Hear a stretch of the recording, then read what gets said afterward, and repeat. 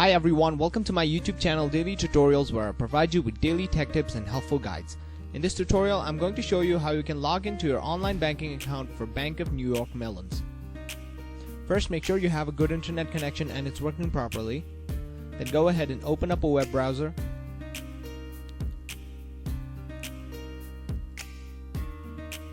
On the search bar, type in bnymellon.com. Press enter. Now to log into your online banking account, click on the option that says Client Access on the top right corner, as you can see here. And then you want to click on the option that says Access right under NEXEN Portal. This is your online banking account for BNY.